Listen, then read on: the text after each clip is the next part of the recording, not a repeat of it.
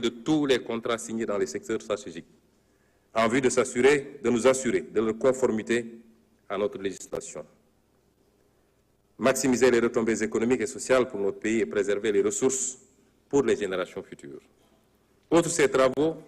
l'exigence de reddition des comptes a été étendue aux nombreux chantiers payés non achevés, les hôpitaux, les écoles et universités en construction, les maisons de la jeunesse, et j'en passe, aux soupçons de corruption, de surfacturation et de tournement de fonds dans des projets et sociétés d'État. Toujours dans ce registre, il a été procédé à l'audit des ressources humaines, trouvées sur place par les différents ministres à leur prise de fonction pour traquer tous les recrutements indus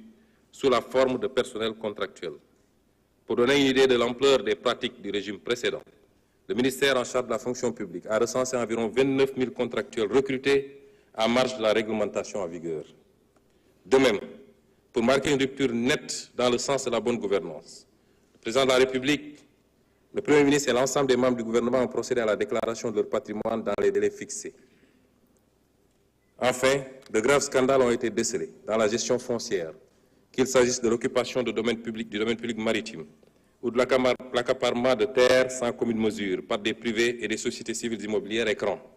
au niveau des lotissements des zones foncières, effectuées notamment à Dakar, à Thiès, en particulier à Mbourkat. De manière plus grave et répréhensible, il est à noter de la prévarication et de la privatisation du patrimoine foncier et bâti de l'État. Pour rester dans ce registre de la bonne gouvernance, je voudrais également évoquer les avancées majeures enregistrées dans l'administration de la justice, dont le fonctionnement a été notablement instrumentalisé par le régime sortant. Une des réalisations majeures dans ce domaine au cours des 8 derniers mois a été l'organisation des assises de la justice avec la participation inclusive des citoyens. Les autres réalisations ou initiatives lancées ont trait à la protection des lanceurs d'alerte, la modernisation de l'administration pénitentiaire et la prise en charge judiciaire des dossiers des victimes de la période préélectorale. À cet effet, en plus de l'inscription budgétaire de crédits destinés aux victimes, il sera proposé à votre auguste Assemblée, dans les semaines à venir, un projet de loi rapportant la loi d'amnistie votée le 6 mars 2024 par la précédente législature. Pour que toute la lumière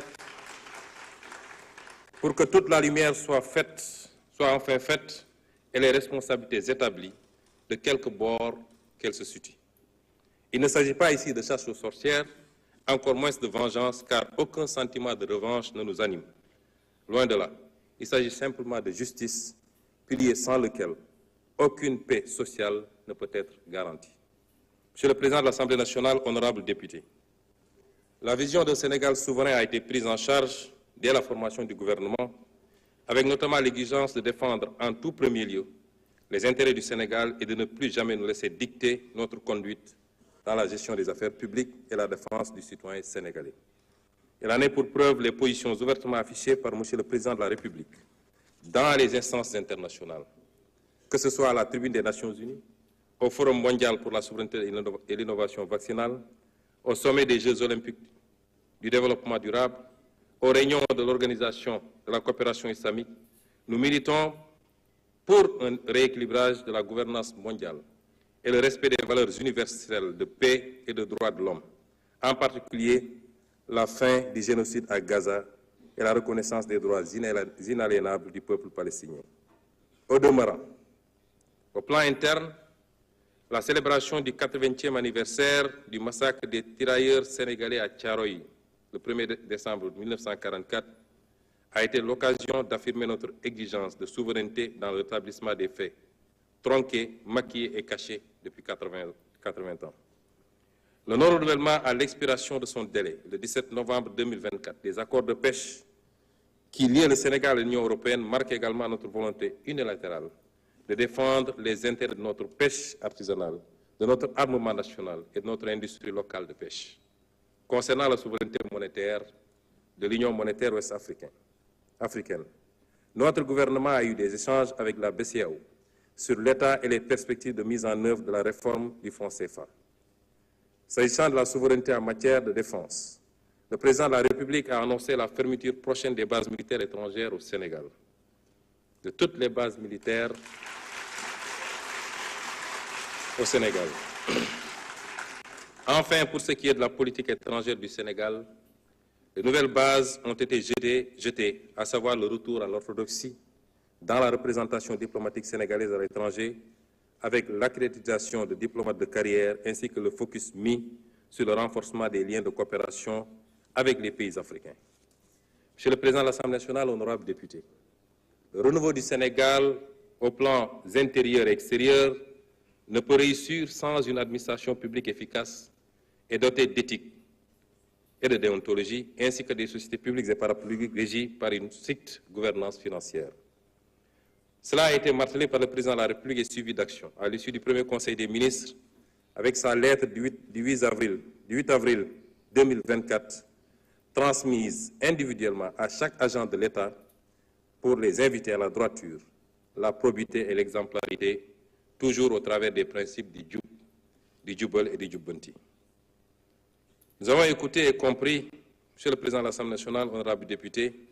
la demande citoyenne pour une meilleure gouvernance du pays. Mais nous avons également accordé une priorité au cours des 8 derniers mois à la demande sociale des Sénégalais qui veulent une meilleure qualité de vie. À cet égard, nous nous sommes attaqués à la vie chère en mettant en place, dès le mois de juin 2024, dans un contexte de finances publiques en détresse, des mesures de réduction des prix de denrées de première nécessité. Concernant le coût du carburant et de l'électricité, les mesures utiles ont été prises pour le rétablissement de l'orthodoxie dans la passation des marchés d'approvisionnement en hydrocarbures et la diversification de leurs sources. S'agissant du cadre de vie des Sénégalais, notre gouvernement a engagé depuis le mois d'avril de fortes initiatives pour la gestion des inondations et les crues, pour le fonctionnement régulier du ramassage des ordures par l'appurement des arriérés.